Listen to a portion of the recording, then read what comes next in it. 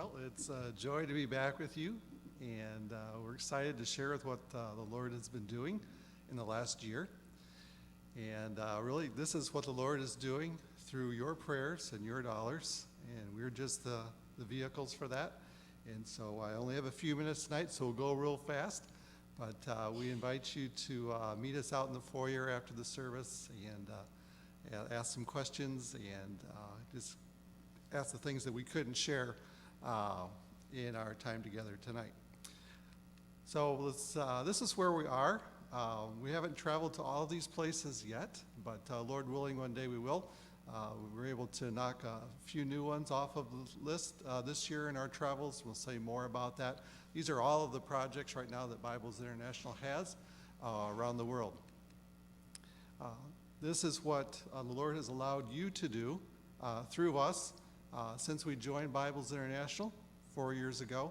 All those Bibles and New Testaments have been completed, and the Lord has allowed us to play a part in their completion, and we're excited about that. And this is what is scheduled for this year, finishing several New Testaments, a full Bible, actually 2 full Bibles, and a New Testament with Psalms and Proverbs.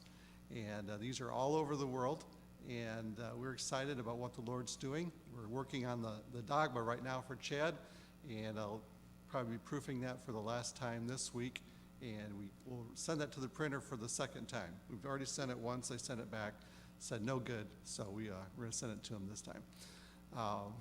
Going back to January last year, as you know, that Berea helped us get to the magical 60% level when we were here, and so we were able to attend launch seminar at Baptist Mid-Missions.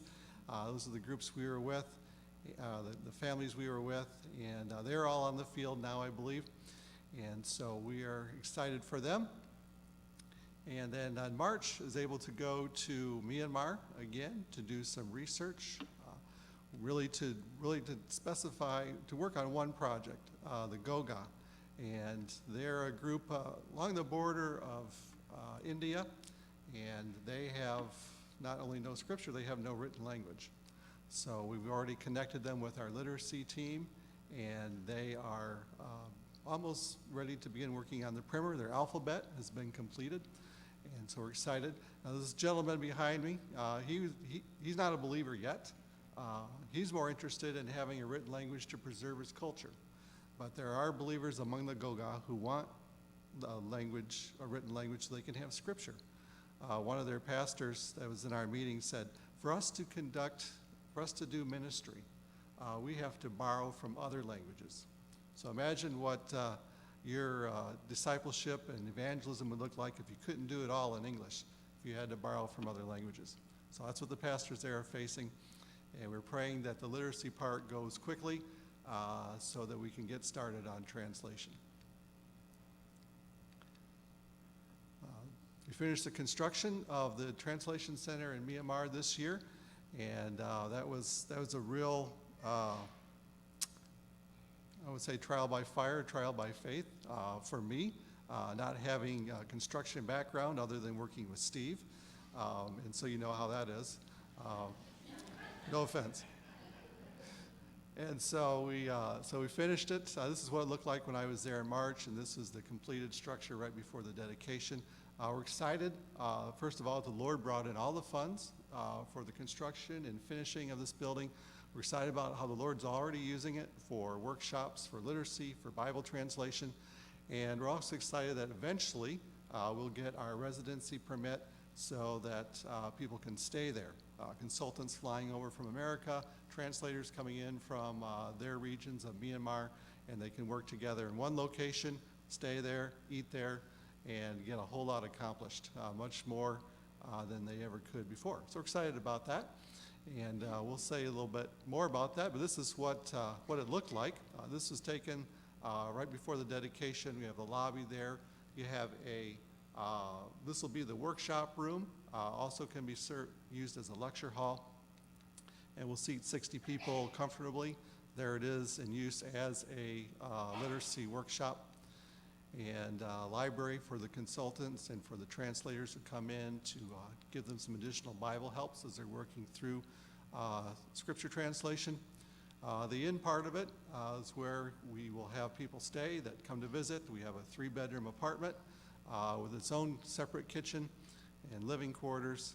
And we're just so thankful for the way that the Lord has really brought all this together. There's a common dining area there, some more, it's a kitchen there, and just excited about what the Lord has done and the dedication service. We also got to speak with 2 potential new projects in Myanmar. We were there. Bonnie was hard at work getting ready for the dedication service. So we met with the Zotung Chin, whom we helped finish a New Testament a couple of years ago. They're ready to start the Old Testament. And then the Asho Chin, who really don't have any scripture in their particular dialect. So those are 2 languages we're praying about adopting. And then in November, we were very thrilled to be asked to go to the 25th anniversary of our India Translation Center in Northeast India. And the Lord has really blessed this work to the point that all of our India work never has to leave the country. We've got the literacy that can be done there, the translation work, the layout, the printing, it'll all be done within country. And that's really our goal for all of our project translation centers. But India has gotten there first, and we're thankful about what the Lord is doing there. And it's part of several dedications there. We tacked on to that, which you'll read about in our next prayer letter, a visit to one of our closed-door countries in Eurasia. This is what we call the Metanoia Project, and this is a country that's very European, even though it's Muslim. Once part of the Soviet Union, got their independence, and now they have a different type of religious persecution from the Muslims. So it's a mixture of old, a mixture of new. We also found out that the gospel reached this part of the world in the 1st century. This is the spot where the Apostle Bartholomew was martyred when he brought the gospel to them before they were sun worshipers. And so now they're mostly nominal Muslim, and there is some low-level persecution, restrictions on believers. And so we met with members of the translation team and the sponsorship committee in this picture here. Their faces are disguised. But the man on the left is a Baptist pastor who's the main translator. And 2 years ago, his entire church was arrested for meeting illegally. And they were fined. And while we were there, they received the notice of how much the fine would be from the state. And it was $1,500 US, which is a lot of money in their currency. And so he was very concerned on, first of all, if you should pay it, how you should pay it. They don't have the money. There was some thought that maybe they shouldn't pay it because that might be opening the door for, further fines. But the money came in from churches and individuals in the States, and they're able to pay the fine. And so his church is unregistered. The pastor in the middle on the sponsorship committee, his church is registered. And all that means is now the government has an official way to spy on you and see what you're doing. They don't mind Christians doing their thing, but they can only do it within the 4 walls of their building. No evangelism, no discipleship, no door-to-door, nothing outside, or you run the risk of being arrested. And so all these people have been arrested at one time or another. And so we need to pray for them. They're very strong in their faith, and they look at these arrests as opportunities to share the gospel with the police and the people that are arresting them. And so we have some great stories of how the Lord has used them and gotten them out of very difficult situations through just amazing ways. But they're strong in their faith. They want to have scripture for the metanoia. And so they're working through the book of Mark and I think the book of James right now. And this year we want to print a trial edition for them.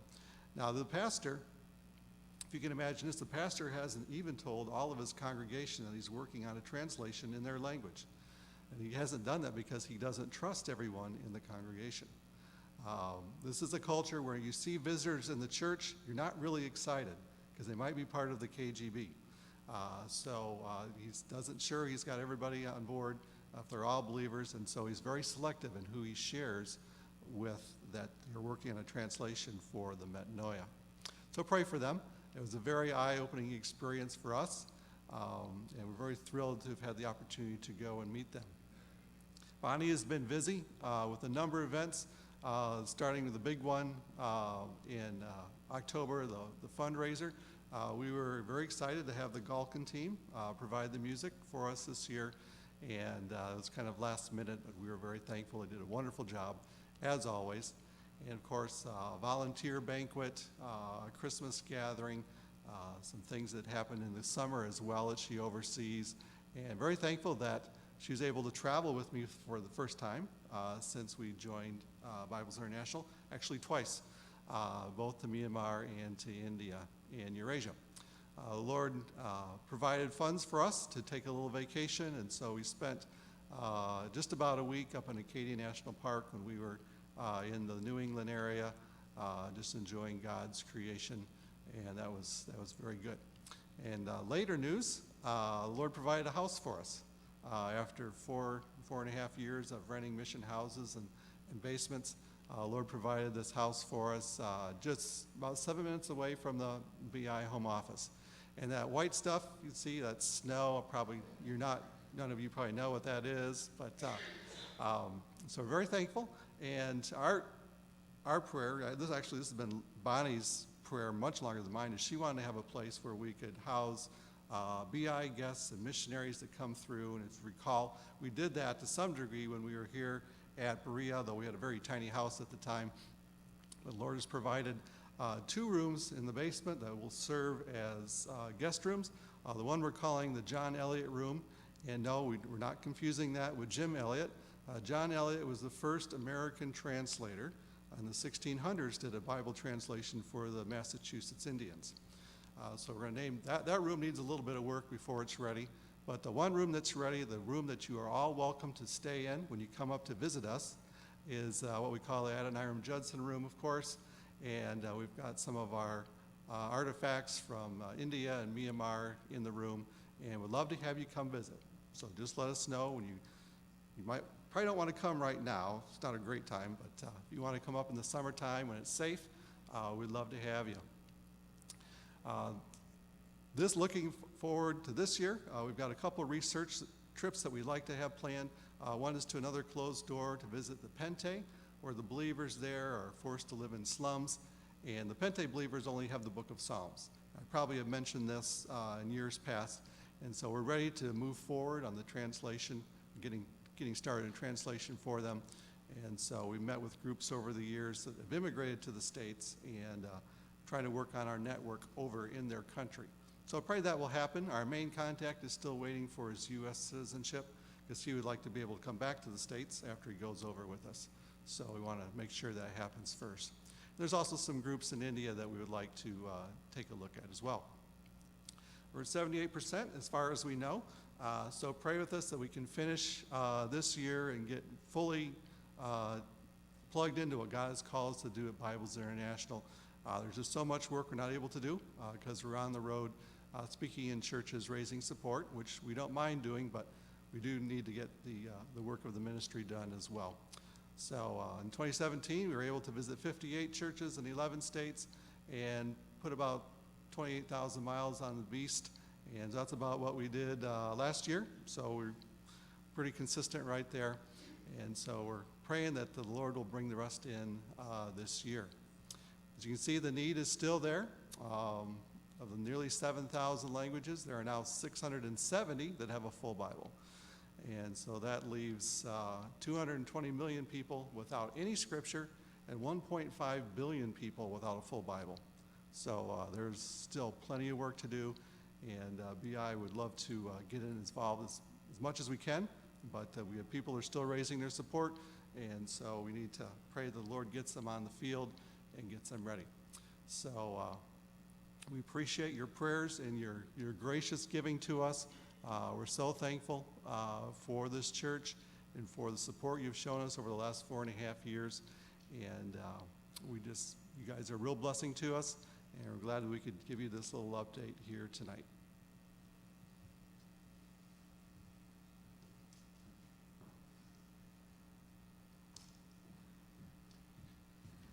All right, thank you, Joe, for the update.